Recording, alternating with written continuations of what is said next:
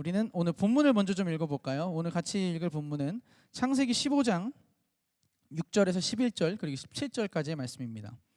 창세기 15장 6절에서 11절 그리고 17절 말씀입니다. 제가 읽겠습니다. 아브라함이 여호와를 믿으니 여호와께서 이를 그의 의로 여기시고 또 그에게 이르시되 나는 이 땅을 내게 주어 소유로 삼게 하려고 너를 갈대아인의 우르에서 이끌어낸 여호와니라. 그가 이르되 주 여호와여 내가 이 땅을 소유로 받을 것을 무엇으로 알리이까? 여호와께서 그에게 이르시되 나를 위하여 3년 된 암소와 3년 된 암염소와 3년 된 숫양과 산비둘기와 집비둘기 새끼를 가져올지니라. 아브라함이 그 모든 것을 가져다가 그 중간을 쪼개고 그 쪼갠 것을 마주대하여 놓고 그 새는 쪼개지 아니하였으며 솔개가 그 사체 위를 내릴 때에는 아브라함이 쫓았더라. 해가 져서 어두울 때에 연기나는 화로가 보이며 타는 횃불이 쪼갠 고기 사이로 지나더라. 자, 오늘 이 말씀의 장면을 저는 이렇게 적어봤어요. 아브라함과 하나님의 썸 그 짜릿한 순간. 왜? 도대체 뭐 때문에? 오늘 이 본문의 장면은요, 약속을 하는 장면이기 때문입니다. 재물을 가르고 그 사이를 지나가는 행위는요, 고대 서아시아 그 팔레스타인 지방에서 있는 약속 제2의 단계입니다. 우리는 지금 뭔가 약속을 하거나 법으로 보증을 설 때는 보증서를 쓴다든지 뭐 도장을 찍는다든지 방법을 쓰잖아요. 그 당시에 사람들은 이런 방법으로 썼어요. 재물을 두 개를 가르고 하나의 재물을 반으로 쪼갠 다음에 그 사이를 지나가는 겁니다. 이게 어떤 뜻이냐면 내가 이 약속을 어길 시에는 이 재물같이 반으로 쪼개지겠습니다. 내 생명을 걸게요 라는 약속이죠. 그런데 재미있는 장면이 있다면 이 사이를 아브라함이 지난 게 아니라 하나님이 지나셨다는 겁니다. 사실 이 약속은 을이 되는 사람이 그 사이를 지나는 거거든요. 우리는 을의 아픔을 잘 알고 있잖아요. 그렇죠? 예. 우리는 가베기보다는 대부분 을인 사람들입니다. 굉장히 그 종속돼 있고 사로잡혀 있고 내 의지로는 아무것도 할 수 없는 일들이 참 많은데 어쩌면 오늘 아브라함은 이 상황을 준비하면서 자기가 지날 줄 알았던 것 같아요. 왜냐하면 솔개가 그 사이를 올 때마다 아브라함의 것을 막 쫓았거든요. 나 이 약속을 지금 해야 돼. 그런데 하나님이 그 사이를 지나가시는 거예요. 하나님이 아브라함에게 약속하신 겁니다. 나 너랑 약속을 하나 할 거야. 나를 좀 믿어볼래? 내가 너와 함께 할 건데 그것을 내가 어기면 내가 반으로 쪼개질게. 하나님이 아브라함한테 약속하신 거죠. 그때 이렇게 이야기하신 것 같았어요. 아브라함아, 너 나랑 오늘부터 1일이야. 기가 막히죠. 예, 정말 그 찌릿찌릿한. 근데 이게 어떻게 썸이 아니고 다른 것일 수 있겠어요. 너는 이제 내 거야. 너랑 나는 특별한 사이야. 너와 나는 하나로 묶인 운명 공동체라고 하나님이 오늘 아브라함한테 약속하시는 거죠. 근데 이 아브라함과의 썸을 보면 하나님이 아주 연애 초고수이심을 알 수가 있습니다. 연애의 비결들이 몇 개 있는데 하나씩 알아보겠습니다. 첫 번째는 하나님은 상대방을 배려한 진실함을 가지신 분이셨어요. 이것이 뭐냐면 우린 종종 이 썸을 타다 보면 막 표현이 막 나올 때가 있잖아요. 물불 안 가리고. 왜냐하면 너무 좋으니까 막 마음이 막 두근거리고 설레이고 막 달아오르는데 막 좋아해, 막 사랑해, 막 카톡 막 보내고 막 가진 방법을 통해서 막 표현하잖아요. 나는 너가 너무 좋아, 막 너도 나 좋지? 근데 실패할 때가 있어요. 왜냐하면 그 사람은 그렇지 않을 수가 있거든요. 나는 지금 100 중에 200이나 마음이 차 있는데 상대는 아직 10밖에 안 올라온 거예요. 내가 너무 부담스러운 거죠. 나는 또는 A를 말했는데 상대는 B를 받아들일 수가 있어요. 또 그런 적이 있죠. 저는 그런 경험이 있는데 누군가 저에게 이제 신세를 져서 밥을 사준다는 거예요. 그래서 좋다, 밥을 먹으러 갔는데 제가 별로 안 좋아하는 걸 사주는 준비를 해놓은 거예요. 이미 다 차려놨어요. 이미 계산까지 다 해놔가지고 이거 뭐 물을 수가 없어요. 근데 제가 사실 그 입맛이 굉장히 좀 예민하거든요. 밥 먹는 거에 굉장히 예민한데 뭐 어떻게 하겠어요. 시키니까 먹어야지. 근데 또 먹는데 너무 곤욕스러운 건 계속 맛있냐고 물어보는 거예요. 근데 저는 거짓말을 정말 못하거든요. 근데 이를 꽉 깨물고 이제 맛있다고 하는데 너무 힘들더라고요. 그때 속으로 드는 생각이 뭐였냐면 제발 나한테 한 번만 물어보지. 이거 먹겠냐고. 저한테 물어봤다면 그런 일이 없겠죠. 하나님의 연애의 비결은 뭐였냐면 아브라함한테 맞춰져 있고 아브라함이 알 수 있는 방법으로 썸을 타셨다는 거예요. 그 방법이 계약의 방법이죠. 하나님이 횃불로 그 재물 사이를 지나시는 그 순간 아브라함은 대번에 알았을 거예요. 하나님이 지금 어떤 마음이시구나. 나랑 약속을 하고 싶으시구나. 반대로 아브라함한테 하나님이 지나가게 하셨다면 아브라함은 그런 마음이 생기지 않았을 겁니다. 왜냐하면 또 내가 을의 관계가 되니까요. 나는 을에 봐왔던 그냥 그런 신과의 어떤 관계를 맺는 사람이 됐겠지만 하나님이 그 사이를 지나시는 딱 그 순간에 아브라함은 깨달았을 겁니다. 하나님이 나와 약속을 맺기를 원하시는구나. 하나님은 자신의 마음속 깊은 곳에 있던 그 진실한 진심을요, 하나님 자신의 입장이 아니라 아브라함의 입장에서 표현해 주셨어요. 제 이야기를 하나 해보려고 합니다. 이렇게 적어봤어요. 부제를. 죽을 것 같이 뜨거운데 상대방은 죽을 맛이다. 저는 굉장히 직관적이고 이성적인 사람입니다. 그리고 굉장히 추진력이 강하고요, 집중력이 상당히 좋고요, 시작한 것은 반드시 끝을 보는 타입입니다. 근데 나쁘게 말하면 독선적이고 공격적이며 강압적이고 잔인한 사람이죠. 몇 개만 예를 들어보겠습니다. 제가 연애를 할 때 제가 보고 싶다고 느끼면 그냥 예고 없이 찾아가요. 그리고 문을 두드립니다. 저는 나름대로 서프라이즈죠. 너무 즐겁겠다. 막 혼자 막 부풀어서 지금 내가 너무 보고 싶으니까 지금 서프라이즈예요. 밤이고 뭐 낮이고 그냥 아무 때나 가는 거예요. 근데 그때 한번 이제 그 발끈하셨던 적이 있는데, 당시 상황이 뭐냐면 우리 여성 측이 그때 대학생이었으니까 시험 기간이라 가지고 학교에서 이틀을 밤을 새신 거예요. 그래서 막 이렇게 잘 채비가 안 돼 있는 상태였어요. 모자도 막 썼다 벗었다 하고 막 그런 상태죠. 근데 저는 어떤 상황이었냐면 그때 금양로 기도회가 있을 때였는데, 그 금양로 때 저희는 정장을 입고 또 가야 되거든요. 그러니까 저는 이제 풀 세팅 상태죠. 머리부터 발끝까지 그 정장의 풀 세팅 상태에서 상대방은 이제 이틀 밤을 새는 상태예요. 근데 이제 저는 보고 싶잖아요. 가는 겁니다. 어김없이 가서 문을 두들겼죠. 그러니까 막 깜짝 놀랐는 거예요. 왜 왔냐고. 왜 왔냐는 거예요. 그래서 너 보고 싶어서 왔지. 근데 이제 문을 안 열어주는 거예요. 처음에는. 이제 제가 계속 기다리니까 나왔죠. 저는 그때 상대방의 그 마음을 이해하지 못했어요. 그러니까 저는 제가 지금 느끼는 감정이 전부인 거라고 생각하고 상대방에게 배려되지 않은 방법으로 제 마음을 표현을 했죠. 근데 상대방은 그것이 쉽진 않았던 것 같아요. 요거는 좀 약한 예였던 것 같은데, 제가 한참을 고민했어요. 이야기를 할까 말까. 진짜 고민이 많아가지고 제가 허락도 맡았습니다. 그래서 이 얘기를 해도 되겠습니까? 이렇게 말씀을 드려서 이제 하긴 했죠. 목이 타네요. 연애 관계에서 싸움의 기준이 다 모두 다르잖아요. 근데 저희는 사실 싸웠던 적이 단 한 번도 없어요. 근데 둘이 이렇게 꽝 붙어서 싸운 적은 없지만 한 번씩 화를 확 낸 적은 있거든요. 근데 그 중에 이제 저희 여성분 측이 화를 냈던 일인데, 이제 썰을 한번 풀어볼게요. 둘이 잘 만나고 있는 어느 날이었어요. 근데 정말 전 정말 가슴에 손을 얹고 맹세할 수 있습니다.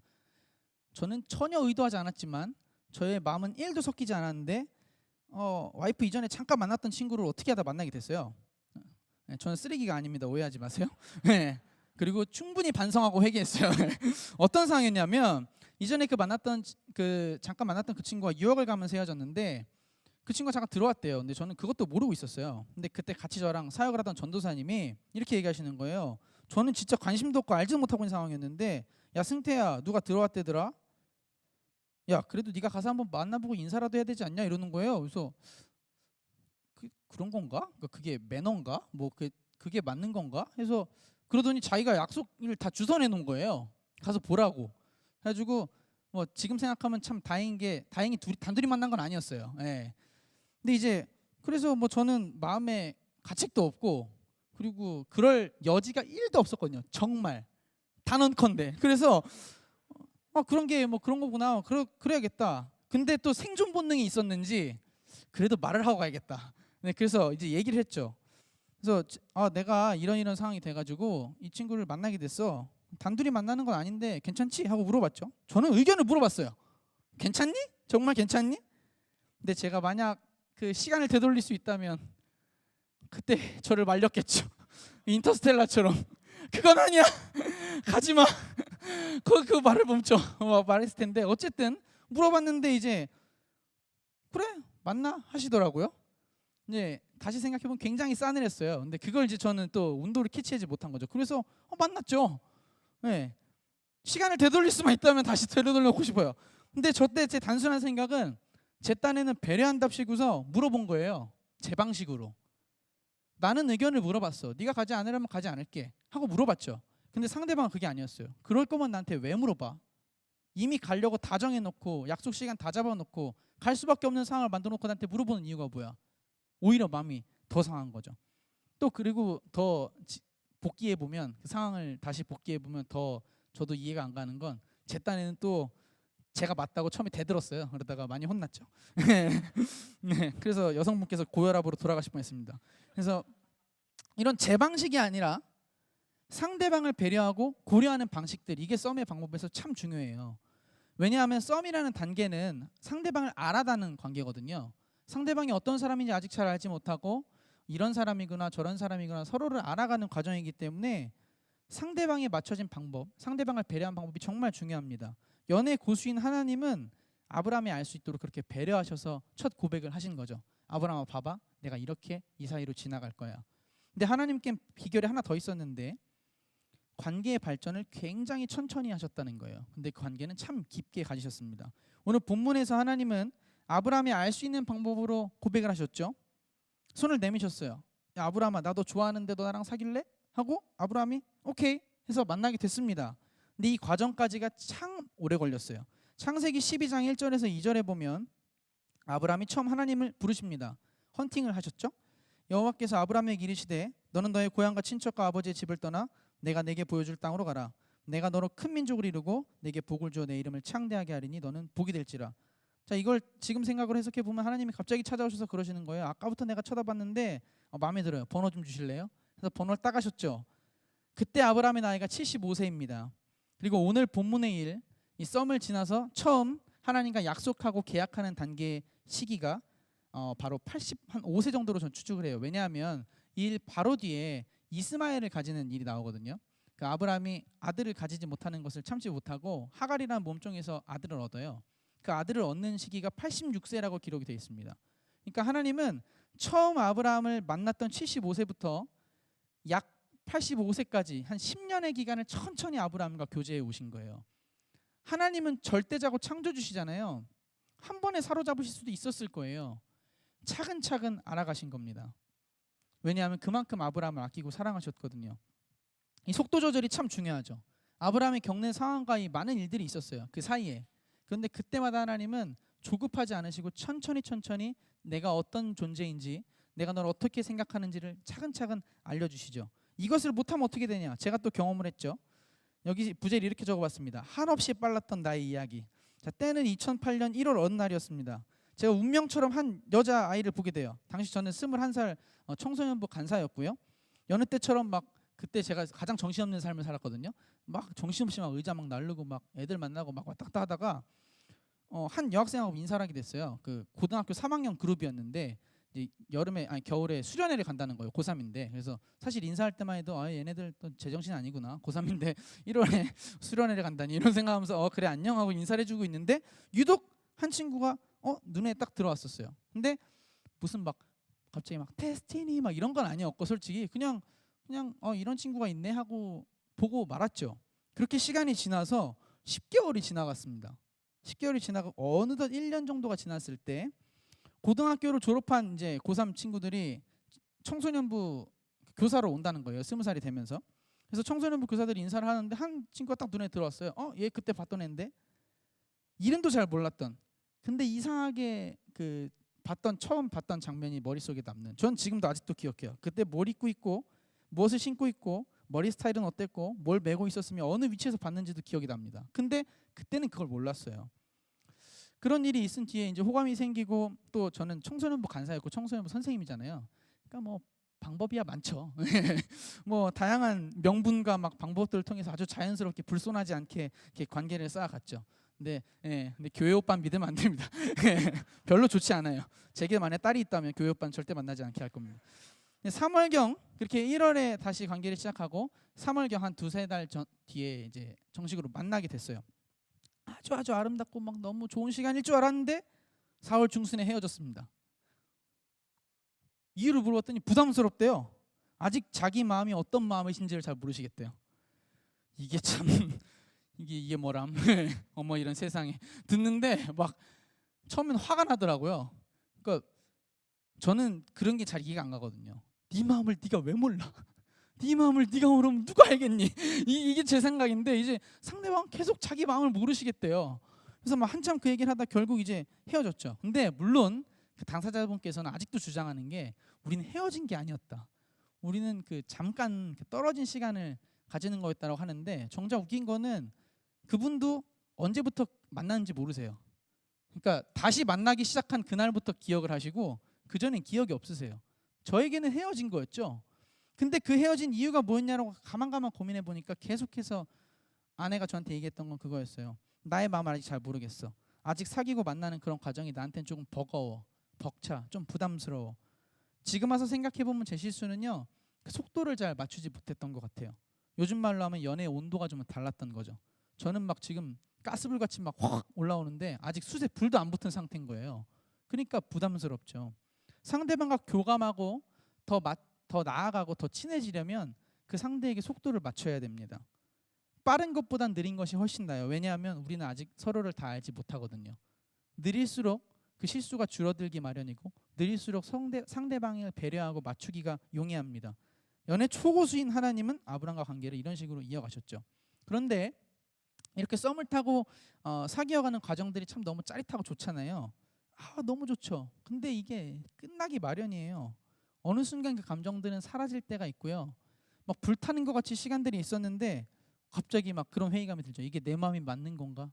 이게 사랑이 맞나? 막 시인도 아닌데 갑자기 막 내가 변했나? 상대방이 변했나? 막 고민이 되죠.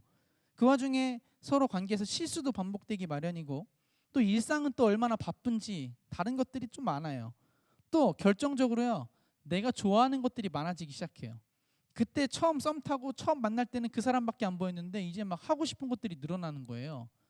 농구도 하고 싶고, 이건 저 얘기입니다. 농구도 하고 싶고 게임도 하고 싶고 친구도 만나고 싶고 교회 일은 또 바쁘지 학교는 또 가야 되는데 시험 기간이지 뭐 할 건 너무나 많아요.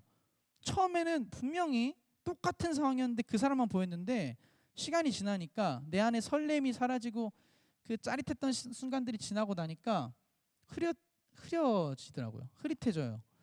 아브라함도 그랬을 거예요. 이거 하랴 저거 하랴 바빴죠. 그리고 그는 정말 꿈에 그리던 아들을 하나님께 받았어요. 내가 정말 가지고 싶었던 아들을 하나님께 받았습니다. 근데 아브라함은 흔들리지 않았죠. 끝까지 하나님을 잃지 않고 잊어버리지 않았습니다. 그 이유가 있어요. 그 이유는 역시 아브라함한테 있는 게 아니라 하나님한테 있습니다. 하나님이 제가 왜 하나님이 참 연애를 초고수시구나라고 인정하게 됐냐면 어마어마한 장치들을 매우 공들여서 해놓으셨어요. 아브라함이 사랑할 수밖에 없게. 자, 그게 뭔지 한번 찾아보겠습니다. 첫째는 삶의 가장 일상적인 부분들에 아브라함의 모든 것을 하나님이 잠식해 놓으셨어요. 그러니까 하나님이 아니고서는 아무것도 남지 않게 하나님이 만들어 놓으셨다는 겁니다. 썸을 탈 때 중요한 게 있죠. 연애 관계할 때 가장 중요한 거는요.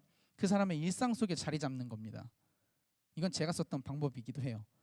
관계와 일상은요. 굉장히 유기적으로 얽혀 있어요. 그렇기 때문에 관계가 깊어질수록 일상에서도 긴밀해지기도 하지만 일상에서 긴밀해질수록 관계도 깊어지기 마련입니다. 자꾸 생각나고 자꾸 흔적들이 남아있는 거죠. 헤어졌다고 했지 않습니까? 제가 4월 중순에 헤어지고 정확히 2009년 11월 27일 저녁 11시에 다시 만나기 시작했습니다. 예, 전 정확히 기억하죠. 왜냐하면 복수의 칼날을 갈았었거든요. 내가 반드시 갚아주겠다. 내가 이 마음에 내가 받은 이것들을 내가 반드시 갚고 와야겠다. 그래서 정말 부단한 노력과 작업들을 해나갔습니다. 그때 제가 했던 방법이 이거였어요. 그녀의 삶을 잠식하리라. 예, 작은 것부터 내가 다 잡아놔야겠지. 정보를 막 모으고 모았어요. 그리고 막 도움을 가진 대로 다 받아가지고 뭐 갑자기 그런 걸 제가 어떻게 알았는지 모르겠어요. 뭐 집에 방이 좀 어두워가지고 꽃 같은 게 있으면 좋겠는데 그 얘기 들으면 바로 사다가 조그만 걸 갖다 주는 거예요. 그래서 막 그런 것들을 차곡차곡 쌓기 시작했죠. 연필이 좀 다 돼갖고 부러졌는데 하면 막 연필 한 달씩 사다 주고. 예. 근데 별로 막 비싸고 부담스러운 건 일부러 갖다 주지 않았어요. 작은 것씩 하나씩 줬죠. 그 사람의 인식 영역에 자꾸 들어간 거예요. 근데 주의할 게 뭐냐면 그 사람과 진짜 좋은 관계가 전제돼야 됩니다. 그게 아니면 스토커죠. 네. 어쨌든 이게 잘 됐으니까 다시 만나지 않겠습니까? 하나님이 아브라함의 일상에서 잠식하셨던 건 뭐냐면요. 아브라함의 전반적인 모든 환경이었어요. 첫 번째, 아브라함이 처음 하나님을 만나는 그 순간에 하나님은 아브라함한테 뭘 이용하셨냐면 이름과 땅을 이용하십니다. 12장 2절에 보면 내 이름을 창대하게 하리라 하고 하나님 약속하세요. 아브라함에게 이름은 어떤 영역이냐면 내 삶의 전부예요. 왜냐하면 아브라함은 하나님을 만나서 이름이 바뀐 사람이거든요. 그는 전에 있던 아브라함이라는 이름을 기억할 때마다 하나님을 생각할 것이고 지금 자신을 부르는 아브라함이라는 이름을 들을 때마다 내 이름을 바꿔준 하나님을 묵상할 수밖에 없죠. 3절에 하나님은 또 뭘 사용하시냐면 땅이라는 단어를 쓰세요. 땅의 모든 족속이 너로 말미암아 복을 얻을 것이다. 땅 보이는 게 지천이 다 땅이에요. 그 땅 볼 때마다 나랑 약속하셨던 하나님 기억하죠. 땅을 볼 때도 하나님 생각나고 이름을 들을 때마다 하나님이 생각납니다. 두 번째, 아브라함이 가는 길 지명마다 하나님은 연관을 시켜 놓으셨어요. 13장 3절에서 4절에 보면 이렇게 기록되어 있습니다. 그가 네게브에서부터 길을 떠나 베델에 이르며 베델과 아이 사이 곧 전에 장마쳤던 곳에 이르니 그가 처음으로 제단 쌓은 곳이라. 베델을 지날 때마다 생각이 나지 않을 수가 없죠. 베델 지날 때마다 내가 하나님께 처음 장막 쌓았던 곳인데, 내가 처음 하나님께 제단 쌓았던 곳인데 기억나죠? 창세기 13장 18절엔 또 이렇게 기록되어 있습니다. 아브라함이 장막을 옮겨 헤브론에 있는 마므레 상수리 수풀에 이르러 거주하며 거기서 여호와를 위하여 제단을 쌓았더라. 헤브론 지날 때마다 생각나죠. 그리고 더 심해지면 상수리 나무만 봐도 하나님 생각날걸요. 내가 거기서 하나님 제단을 지었었는데, 이러니 아브라함은 가는 곳곳마다 하나님이 생각날 수밖에 없는 거예요. 베델에 가도 헤브론에 가도 애굽에 가도 그가 가는 모든 길에 하나님과의 추억이 다 도사려 있어요. 어딜 가나 하나님이 계신 겁니다. 그 뒤로도 끝없이 있어요. 창세기 13장 16절에는요, 하나님이 티끌도 쓰세요. 내가 내 자손의 땅에 티끌같이 하리니 사람이 땅에 티끌을 능히 셀 수 있을진데 내 자손도 세리라. 먼지를 볼 때마다 하나님이 생각나는 거예요. 좀 오바스럽지만 눈에 먼지 들어가면 하나님 뭐 이런 거죠. 예. 그 다음에 창세기 15장 5절에 보면 또 이런 게 나와요. 별을 또 보세요. 그를 이끌고 밖으로 나가 이르시되 하늘을 우러 무별을 셀 수 있나 보라. 또 그에게 이르시되 내 자손이 이와 같으리라. 밤에 보이는 게 지천의 별이거든요. 별 볼 때마다 하나님과 했던 약속들이 생각나고 또 기억나죠. 이게예요. 이게 우리 삶 가운데도 적용할 수 있는 굉장히 중요한 원리입니다. 이것은 연애에서만 적용되는 건 아니에요. 우리가 하나님과의 관계에서 정말 중요하죠. 하나님은 내 삶의 모든 영역에 함께 하세요. 내 삶의 좋은 기억에도 함께 하시지만요, 아픈 기억 속에도 같이 계세요. 내가 좋았던 일에도 같이 하시지만 슬펐던 일 가운데서도 나와 동행하셨어요. 또는 내 가장 은밀한 곳에도 함께 하시고 내 연약함에서도 하나님은 함께 하세요. 그 모든 순간에 나와 동행하시죠. 누군가에게는 똑같이 교회 앞 사거리가, 누군가에게는 내가 사랑하는 사람 만났던 장소가 될 수 있고요. 누군가에겐 1년의 어느 날, 똑같은 1년의 어느 날일지 모르는 그 한 날과 어떤 사람에겐 생일이 될 수 있고, 어떤 사람에겐 내 사람을 만난 날이 될 수도 있고, 내 사랑하는 사람을 보낸 날이 될 수도 있죠. 그 사람과의 관계, 상대방과의 관계가 내 시간과 공간을 좌우합니다. 하나님이 내 삶을 잠식하시고 하나님 내 삶을 채우시면 채우실수록 내 시간과 내 공간은 하나님의 것이 돼요. 하나님과의 추억들이 쌓이고요. 하나님과의 그 타임라인이 쌓이는 거죠. 우린 사순절을 지나면서 아침 묵기 때 성찬에 참여했죠. 성찬이 그런 겁니다. 우리의 가장 일상적인 자리에서 예수님을 계속해서 기억하는 거죠. 밥 먹을 때마다 예수님을 생각하는 거. 그것으로 우리는 이 설레임을 다시 한번 회복할 수 있습니다. 또 하나의 방법이 있었어요. 하나님은 그 하나님이 가지신 앨범에 아브라함과의 추억을 한 번도 놓치지 않고 잊지 않고 적어두셨죠. 그것은 뭐냐면, 아브라함이 인생에서 가장 명확하게 하나님을 만나는 순간이 있었을 텐데 그것은 저는 이삭을 바칠 때라고 생각합니다. 그가 가장 사랑했던 아들, 내 인생의 결과물, 내 인생을 바쳐서 가지고 싶었던 그 아들을 바치는 순간 어쩌면 아브라함은 하나님을 가장 깊이 만났을 거예요. 어떤 생각이었을까요? 5만 가지 생각이 들었을 겁니다. 이걸 해야 돼 말아야 돼, 피할까 도망갈 수 있을까, 어떻게 해야 되지? 근데 저는 오늘 말씀을 준비하다가 좀 다르게 생각을 해봤어요. 아브라함이 하나님과 처음 사귐을 시작할 때 뭘 했냐면 제사를 드렸습니다. 하나님이 그 제사에서 아까 우리가 같이 나눴듯이 제물 사이를 지나셨죠. 오랜 시간이 지났어요. 약 85세에 처음 했던 하나님과의 약속, 85세에 처음으로 약속을 했던 그 제단의 제사에서의 모습은 100세를 훨씬 지나서 이삭이 커가는 어느 날 아브라함의 뇌에서 다시 살아나게 돼요. 그때의 그 기억, 하나님이 아브라함과 약속하셨던 그 광경, 그 장소, 그 상황, 아브라함이 제사를 하나님과 드렸던 첫 기억을 이삭을 통해서 하나님은 다시 불러일으키시죠. 아브라함의 머릿속에 강렬하게 떠오르는 게 있었을 거예요. 그게 뭐냐면 하나님이 하셨던 약속입니다. 세 번역으로 적어봤는데요. 창세기 15장 2절에서 4절에 이렇게 적혀 있습니다. 아브라함이 여쭈었다. 주 나의 하나님, 주님께서는 저에게 무엇을 주시렵니까? 저에게는 아직 자식이 없습니다. 저의 재산을 상속받을 자식이라고는 다마스쿠스 녀석 엘리에셀 뿐입니다. 주님께서 저에게 자식을 주지 않으셨으니 이제 저의 집에 있는 이 종이 저의 상속자가 될 것입니다. 아브라함이 이렇게 말씀드리니 주님께서 그에게 말씀하셨다. 그 아이는 너의 상속자가 아니다. 너의 몸에서 태어날 아들이 너의 상속자가 될 것이다. 이게 뭔 상황이냐면요, 아브라함이 하나님께 얘기하는 거예요. 하나님, 저 아들이 없어요. 상속자가 없는데 이 종이라도 제 상속자가 됐으면 좋겠습니다. 그때 하나님이 정확히 얘기하세요. 아니, 네 몸에서 나오는 너의 아들이 너 상속자가 될 거야. 그러고 그 사이를 지나신 겁니다. 약속하셨죠. 아브라함은 기억났을걸요. 그 이삭을 바치는 그 제사의 순간에 그래, 그때 하나님 나에게 그렇게 약속하셨지. 이 아들을 통해서 내 삶을 상속하겠다고 약속하셨지. 시간이 지나고 세월이 지나고 나는 잊혀졌던 그 기억이었는데, 나는 하나님이 어떻게 약속하셨는지도 다 잊어버렸는데 하나님 한 글자도 놓지 않으시고 내 아들을 살리시겠다고 그때 언약하셨던 겁니다. 어쩌면 아브라함은 그 순간 직감했을 거예요. 하나님 이삭을 반드시 살리실 거다. 왜냐하면 나랑 그때 약속하셨으니까. 내가 처음 설레이게 하나님 만났던 그 순간을 나의 하나님은 잊지 않고 계셨구나. 이야기가 좀 멀리에 들릴 수도 있을 것 같아요. 그래서 또 한 명 찾아냈습니다. 베드로라는 사람입니다. 예수님이 베드로를 다시 찾으실 때 딱 이 모습이었어요. 처음 베드로와 예수님 만났던 장소가 배였거든요. 베드로가 물고기를 낚다가 그날 하나도 잡지 못했는데 갑자기 예수님이 나타나셔서 그물을 깊은 곳에 던져봐라 해서 그물을 그냥 탁 던졌더니 막 물고기가 막 잡히는 거예요. 그리고 예수님을 따라갔죠. 그러고 삶을 살다가 베드로는 예수님을 배신하고 도망갔습니다. 그리고 그가 하던 일은 뭐였냐면 다시 물고기를 잡는 일이었어요. 처음 예수님이 다시 찾아오셨을 때 베드로는 예수님을 알아보지 못했죠. 그때 예수님이 이렇게 말씀하십니다. 그물을 배 오른편에 던져봐라. 그때 그 음성을 듣는 순간 베드로의 감정이 어땠을까를 생각하는데 소름이 쫙 끼쳤을 것 같아요. 전율이 일고 그 짜릿함. 왜?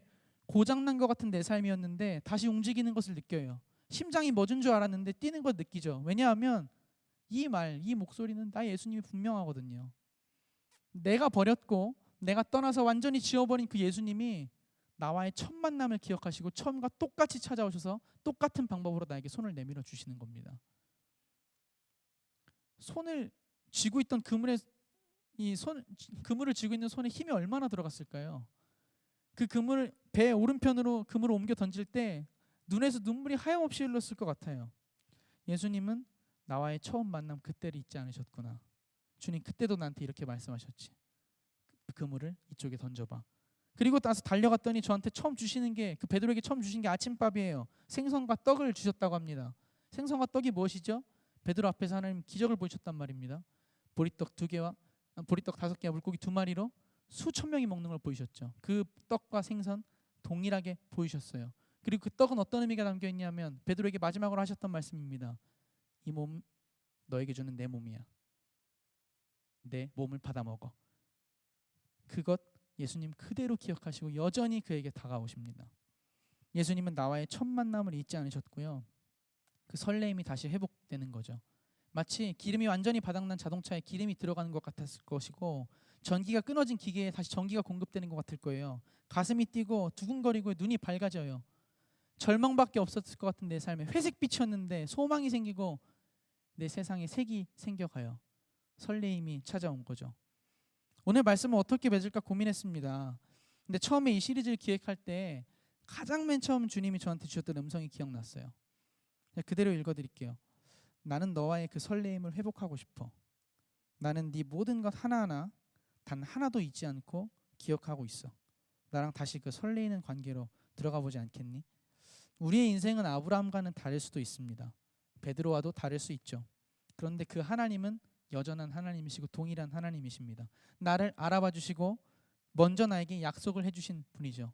내 이름을 아시고요. 내 삶의 곳곳에 흔적을 남겨놓으신 분이세요. 혹여나 내가 불편하진 않을까 노심초사 기다리시고 다시 한번 주의 깊게 바라봐 주시면서 깊은 관계로 들어오기를 기다려주시는 분이에요. 또는 내가 실수했을지라도 또는 내가 예수님 버렸을지라도 나와의 뜨거웠던 그 기억 모조리 하나도 잊지 않고 그 앨범에 적어두셨다가 가슴에 품으셨다가 다시 한번 나에게 기억나게 하시는 분이시죠. 그리고 어찌나 나를 사랑하셨는지 진짜 약속하셨던 대로 하나님 약속하셨잖아요. 내가 너 버리면 이 재단에서 내가 반으로 쪼개질게. 그리고 예수님은 십자가에 달려 돌아가셨어요. 나를 잊지 않기 위해서. 처음 하셨던 약속, 처음 모습 그대로 하나님은 나에게 다시 찾아오셨습니다.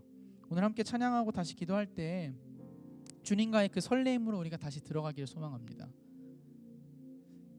주님은 나에게 그것을 기대하시거든요. 나 너 사랑하는데 너도 나 사랑할래? 우리가 사랑하고 사랑받는 관계로 다시 들어와 보지 않겠니? 혹은 이 자리에 아직 그런 주님과의 설레임을 경험하지 못하신 분도 있을 수 있죠. 그렇다면 주님은 오늘 당신한테 그렇게 얘기하시는지도 모르겠습니다. 나랑 다시 시작해보지 않을래? 난 네가 마음에 드는데 너 나랑 만나보지 않을래? 그 어떤 관계보다도 짜릿하고 설레이는 하나님과의 썸의 시작, 오늘이 그 시작이 되기를 원합니다. 주님은 내 이름을 아시는 분이시죠. 내 모든 생각을 아시고요, 내 모든 것들을 다 지켜보고 계시는 주님이세요. 나의 사랑, 나의 하나님이 바로 나를 사랑하시는 그분입니다. 오늘 그분과 우리가 다시 한번 깊은 교제로 들어가기를 소망합니다. 내 이름 아시죠? 같이 찬양.